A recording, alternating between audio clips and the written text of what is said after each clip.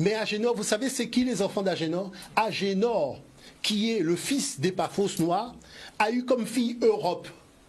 Parce que la fameuse Europe qui a donné au continent européen son nom. Parce que la lignée d'Europe est africaine. Mais vous savez qui est le frère d'Europe? C'est Cadmos. Cadmos, c'est lui qui a enseigné l'écriture aux Européens. Parce que les Européens ne savaient ni lire ni écrire. Et qu'est-ce que ce Cadmos a fait? À l'époque, Cadmos était parti pour léguer l'écriture qu'il avait héritée d'Égypte. Et regardez une chose, je vais vous dire le débat que j'ai eu à la Sorbonne sur la question. Parce que là, on rentre dans du sérieux. Vous imaginez que lorsqu'il part donc pour transmettre le savoir de l'écriture en Europe, les Grecs même reconnaissent que ce n'est pas aux Européens qui venaient d'arriver qu'il est venu enseigner ça. Il était venu enseigner ça au Pélage. C'est pour ça que les Grecs appellent l'écriture les lettres pélagiques.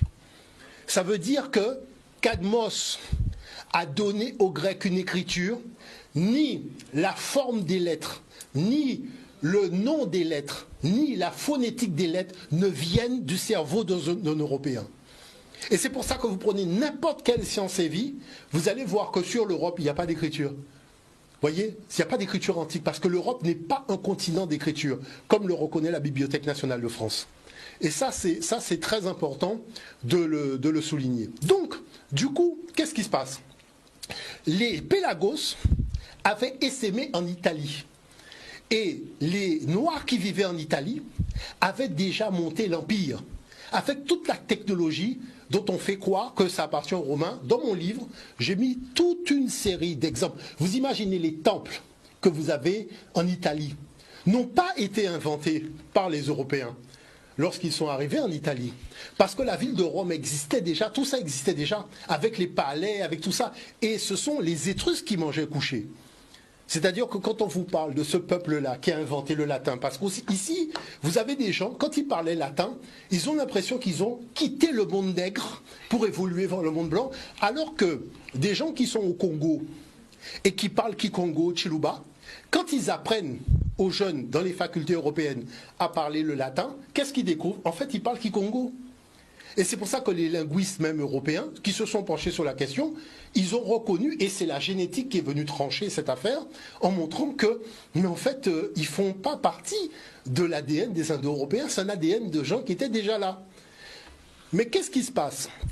Il se passe que, prenez encore un autre dossier qui est intéressant. Tout le monde sait qu'en Grèce, c'est alpha, bêta, gamma.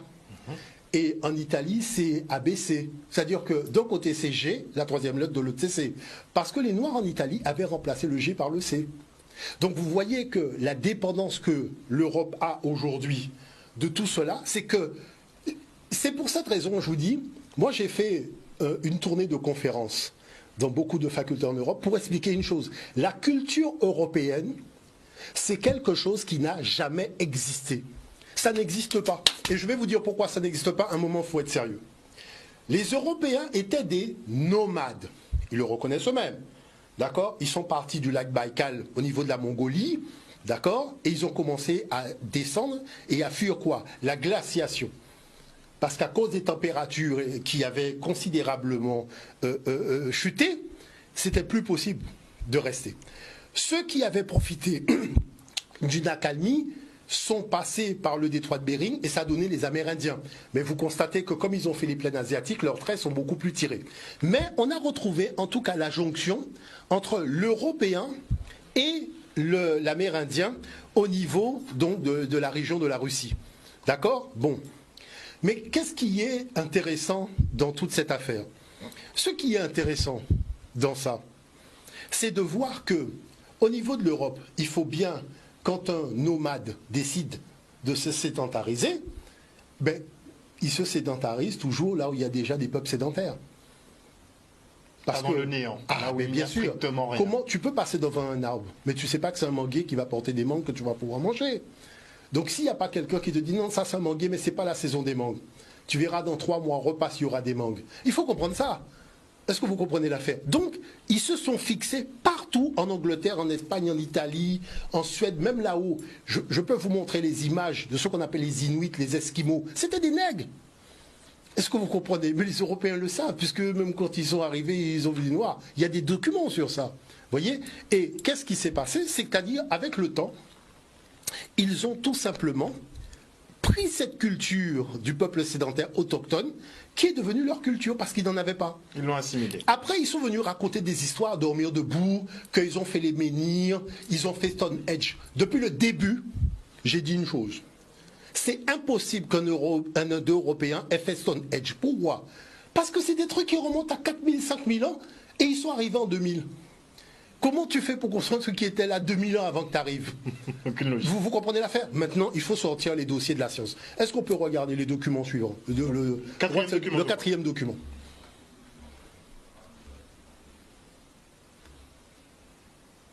Le portrait maintenant de l'ancêtre des Britanniques. Un squelette datant d'il y a 10 000 ans, retrouvé dans le sud-ouest de l'Angleterre, vient de livrer ses mystères. On va retrouver à Londres notre correspondant Loïc Delamornay. Bonsoir Loïc. Qui se cache donc sous Cheddar Man? C'est le nom que les chercheurs avaient donné à ce squelette.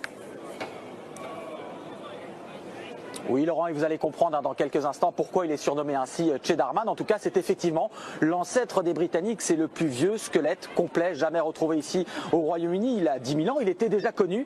Mais ces derniers jours, une nouvelle analyse scientifique vient de bouleverser certaines idées reçues, occasionnant aussi dans le pays une certaine agitation dans les réseaux sociaux avec bon nombre de commentaires racistes d'ailleurs qu'on va vous épargner ici ce soir. Vous allez comprendre pourquoi en regardant cette surprise, une surprise finalement assez logique dans ce reportage avec Anto Filippi et Blanche Vatone. Une peau noire et des yeux bleus perçants. Étonnés, les Britanniques viennent de découvrir à quoi ressemblait leur ancêtre, l'homme qui foulait le sol d'Angleterre il y a 10 000 ans. Ce sont les scientifiques du Muséum d'histoire naturelle de Londres qui viennent de faire cette révélation et qui ont modélisé très exactement son visage. On n'aurait jamais imaginé ça il y a quelques années encore. Cette combinaison inhabituelle de cheveux bruns, bouclés, presque crépus, avec une peau très sombre et des yeux d'un bleu vif. La découverte du squelette de cet homme n'est pas récente. Il a été trouvé il y a plus d'un siècle dans les gorges du Cheddar, cette région du sud de l'Angleterre célèbre pour son fromage. En 1997, à partir de ce squelette, les scientifiques avaient déjà extrapolé son visage, celui d'un homme du Mésolithique d'une vingtaine d'années, blanc. Mais les chercheurs d'aujourd'hui ont retrouvé un peu d'ADN conservé dans son oreille et avec les progrès du séquençage génétique ont abouti à ce résultat bien différent. Ça ne m'étonne pas, l'humanité a voyagé depuis l'Afrique, donc ça me paraît logique. Ça va contredire ceux qui croient en une pureté. En regardant cette photo, je pense quand même que déjà à l'époque, c'était un immigrant, venu d'ailleurs dans le monde. Je ne pense pas qu'il soit né comme ça, ici à Londres. Selon les scientifiques, Cheddar Man est bien né noir sur le sol anglais.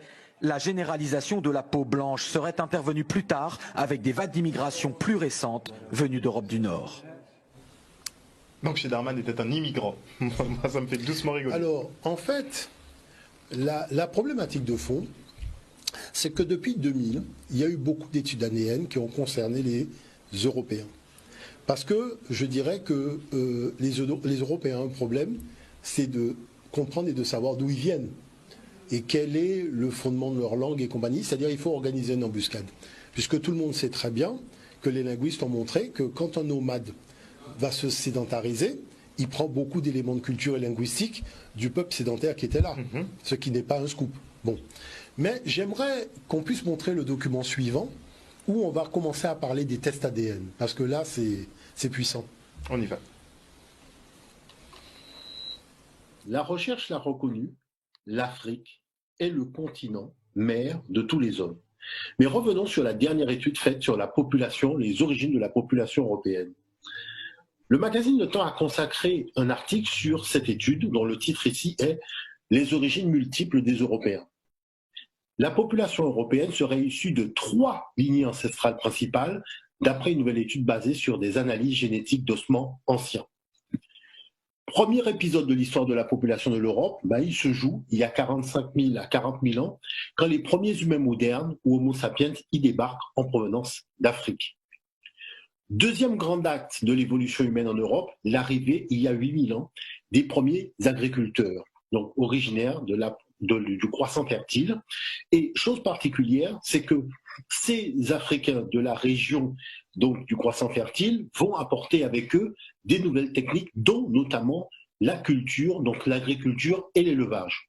Chose particulière, c'est que l'article termine en disant « Selon la théorie dominante, les Européens actuels seraient le résultat de cette rencontre, aucun autre mouvement majeur de population n'étant intervenu par la suite sur le continent. » C'est étrange, puisqu'on a parlé de 3 lignées ancestrales. Et là, on a eu la présentation que de 2 lignées. Il en manque une. Qu'est-ce qu'on cherche à cacher? Il faut savoir que les Européens, disent l'étude, sont nés à l'âge du bronze. Et qu'est-ce que nous pouvons rajouter? Effectivement, l'agence Science Presse revient sur l'étude en montrant que les vagues de migration sont celles-ci. La première vague, il y a 45 000 ans. La deuxième, il y a 8 000 ans. Et la dernière, il y a 4 500 ans. Sauf que quand on regarde la problématique de l'âge du bronze, puisque vous avez ici l'article publié dans la revue Nature qui parle de l'âge du bronze, l'âge du bronze, c'est très étrange. Parce que quand on regarde la frise chronologique, effectivement, l'âge du bronze commence à moins 2000 ans de l'ère ancienne africaine et non pas à 4000. Et que dit l'étude? C'est important de le souligner. Les auteurs ont également recherché les variants génétiques assujettis à la sélection naturelle. Ainsi, le variant dont on a ici le numéro, associé à la couleur de peau, montre que l'allèle dérivé correspond à la peau claire, qui s'est généralisée pendant le néolithique. Donc c'est la bande bleue que vous avez ici. Les individus avaient tous la peau foncée au mésolithique, la bande rouge que nous avons ici, alors qu'ils avaient tous la peau claire à l'âge du bronze. Donc qu'est-ce que ça sous-entend? Tous les habitants de l'Europe étaient effectivement les Africains, donc des populations africaines avant la dernière migration donc de l'âge du bronze, qui est beaucoup plus récente que celle que nous avons aujourd'hui. Et l'étude a démontré que tous les Européens actuels descendent en fait de cette dernière migration à l'âge de bronze.